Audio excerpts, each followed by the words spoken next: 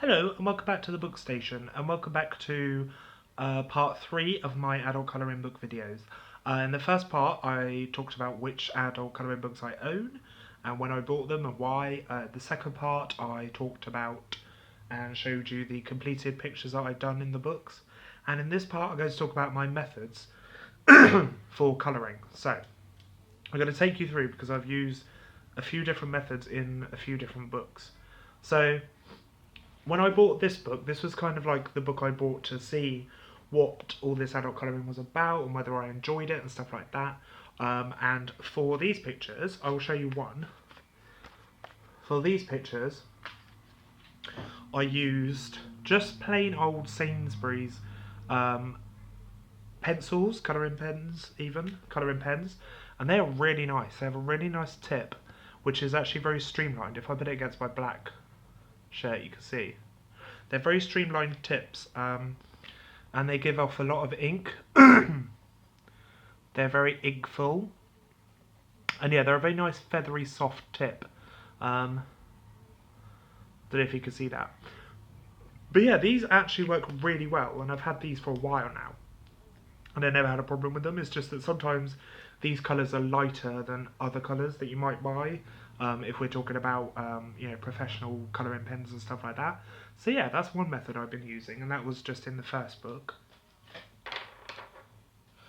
Okay, now I'm going to go on to the methods I've been using in the Enchanted Forest book. Now, because this is thicker card paper, you get very little to no bleed through at all, and sorry, I don't know what my hair's doing, and I haven't actually had any bleed through in Enchanted Forest, or actually yeah, in Enchanted Forest at all. So let me show you one of these pictures that I've done again. So there it is. I used a mix of those Sainsbury's pens, and then I also have a few different pens that I've been using just to kind of try them out and see about the bleed through and stuff, but these are the main pens I use. Now these have a much finer tip than the Sainsbury's ones, if you can see. It's much finer, but it's also that very soft, feathery, streamlined tip, which is really handy. Sorry if I keep sniffling. Yeah, and these are actually from WH Smith. They're WH Smith own triangular comfy grip pens, and they're really, really good. I got a pack of 12. No, I didn't. I got a pack of 24 for like £7 or £8, which I thought was brilliant. And these have served me extremely well, and the ink is still going. So yeah, I really, really like these pens. And then in this book, I've also used some other pens. So I've used these Eberhard Faber dual tip pens, and they have a thick tip, which is actually thicker than normal pens, so you can get you can colour a wider area. And I also have, on the other side, they also have a very thin tip, kind of like the ones I just showed you, but these are really good. And these actually I got in the Works, in the Range, which is a big like discount home shop in the UK. And I got a pack of 12 for I think about £2.99, £3.99, which is amazing. And these have also served me very well, and I have no bleed through when I use these. I also use Crayola pens. These are very normal standard pens, but they have a very thick tip, and there's a lot of ink coverage with these. You get a lot of ink out of them, you know, when you lay down the colour. And these are actually the nude colour collection that I got. So they have 12 colours in a nude shade or whatever, you know, they're not like as strong as normal colours, and they work really well, especially if you're colouring areas that you don't want to pop out and stuff like that. But yeah, I use these as well, and these are really good for like if you're shading or highlighting or blending colours. These work really well. And then I also use a mixture of these, and these are more expensive. I forgot where I bought them from, but they are more expensive. I think they were like 12 for £18 or something.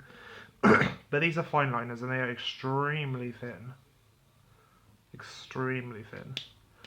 And they're perfect, especially for doing like backgrounds and stuff like that. They're just really good, and they give off a lot of ink as well. They lay down a lot of ink. So, you know, I usually say, if people keep asking me what pens do you use, and I just say just buy some and try them out, because I will get to Lost Ocean in a minute about the paper quality, but in Enchanted Forest and Secret Garden, the paper is so thick and cardy that you really won't get much bleed through at all from anything. Maybe markers you will, but from the kind of pens that I've just showed you, you really won't. Also, like I mentioned earlier, in Enchanted Forest, you will see that I've done kind of detailing with silver pens. Well, I say silver pens, a silver pen. And I use this, which I bought for my art course about 4 years ago.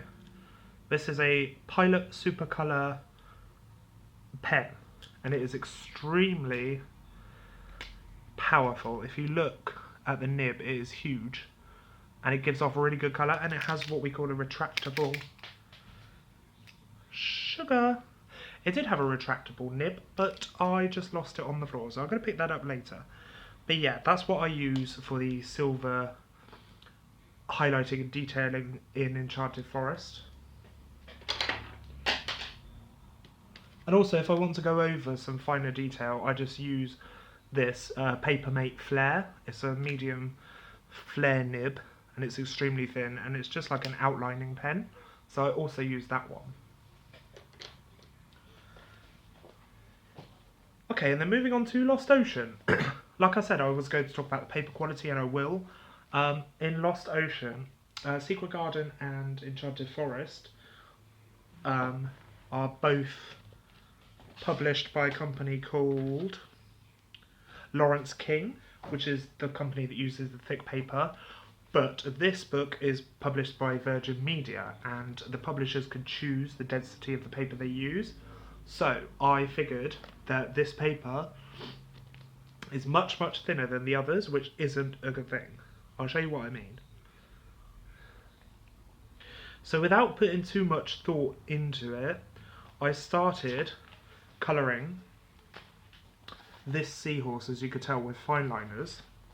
And then I checked the bleed through. I thought, oh, maybe I should check the bleed through because the paper's really thin. And you can see, I mean, it's not massively important, but you can see bleed through there. And the thing is, it would be massively important if the whole page was done in fine liners, which I was hoping to do. So what I've actually done is used colouring pencils in this book instead. And they work much better. And I actually find colouring with colouring pencils so much easier and quicker. So yeah, like there's an example of one I completed, and I was using